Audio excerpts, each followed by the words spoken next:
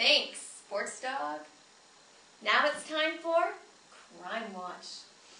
A man in Standish is facing charges of burglary, robbery, and elevated aggravated assault after he allegedly broke into Richard Carlson's home at 1 a.m. where he beat and stabbed him and left him for dead. After hours of questioning at the Cumberland County Jail, the attacker, Ephraim K. Bennett, admitted to the crimes.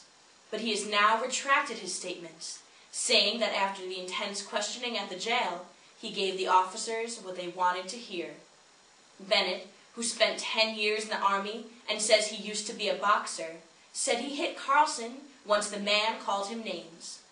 After beating the man, Bennett taped him to his bed because he was still moving, and claims he then tended to Carlson's wounds, bringing him ice and applying pressure to the wounds. In regards to the events of that night, Bennett said, "I just needed a voice to listen to and lend a few dollars."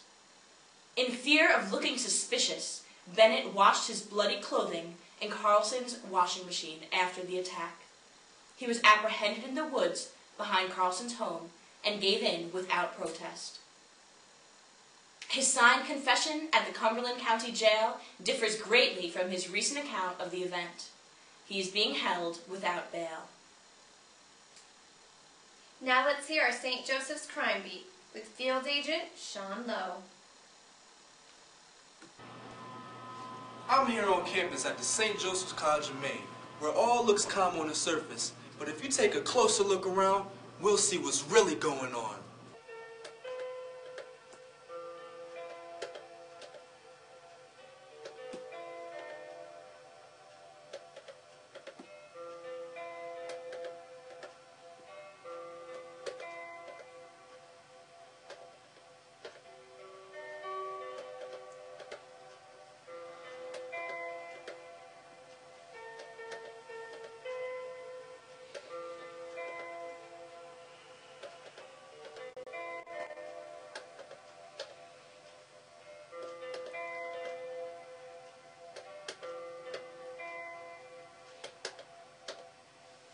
We can't have candles burning in the dorms for safety reasons.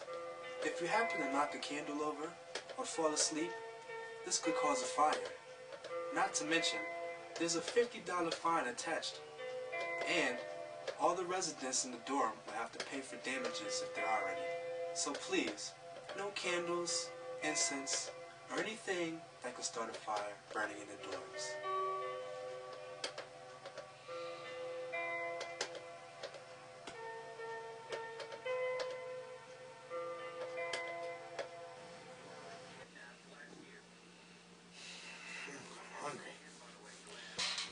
Some popcorn.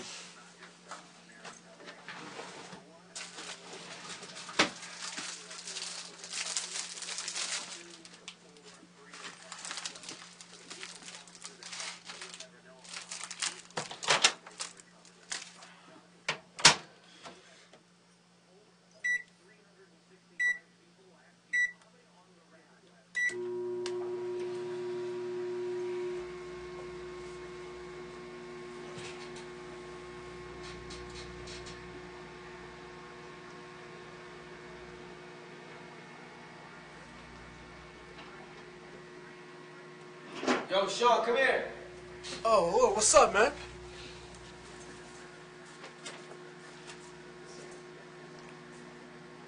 I just want to remind you all, watch your microwave when you're heating things up. So be mindful of your microwave. Ah, man, that's red. Hey, pulling the fire alarm is not a wise thing to do. If caught, you could be facing a hefty fine of $500 or more every time the fire department has to come.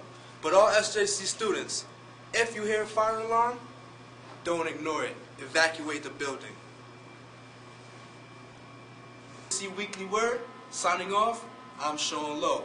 So watch out, because I got my eye on you.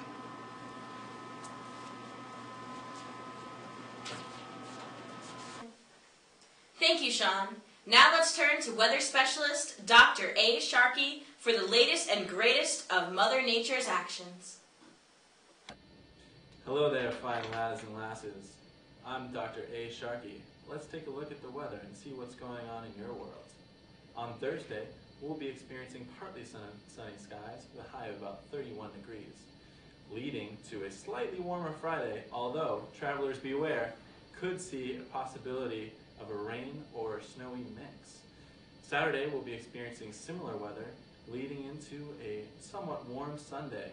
Monday, however, more snow on the way, so get out your galoshes. It's going to be a cold one. But there is good news for those of us who can't afford to get away next week. On Tuesday through Friday, we'll be experiencing slightly warmer temperatures of about 40 degrees and sunny skies. So get out your umbrellas and your tanning oil. It's going to be a warm one. Thanks, Dr. Sharkey, for your wonderful weather insight. Now let's hear from Kayla for what's going on around campus. Here on campus, students are preparing for Spring Break 2009.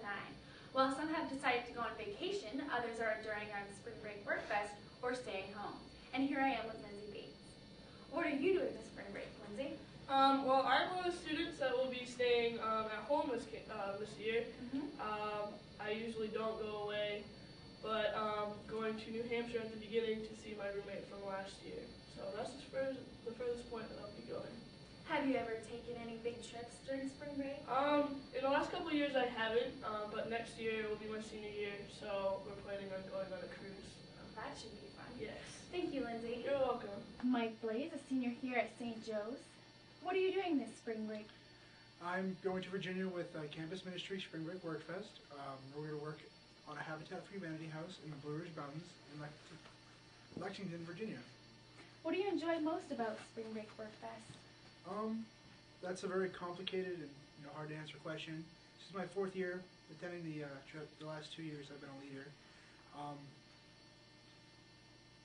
I guess you could say I have a guilty complex, and I feel that I have a strong desire to serve and to give back to my community and things like that, so I really do a lot of volunteer work, both on and off campus. What first inspired you to be a part of the Spring Break Work Fest? I really like experiencing new things, and the first time I went to Workfest, went to Washington, D.C. for a week, and we worked with the large homeless population they have there. It's really like learning new things, seeing other parts of the country, things like that. Very nice. Sounds like you enjoy it and that you help out a lot. You're a great role model for St. Joe's. Thank you. You're welcome. Hi, I'm here with Carissa Davis, a sophomore here at St. Joseph's College, who will be preparing for spring break. What will you be doing this spring break, Carissa? I'm going to Florida to visit my grandmother, and we're going to be going to some parks and SeaWorld and Disney, so it should be fun. How long have you been going to Florida? Is this your first time? No, I've been going for a long time.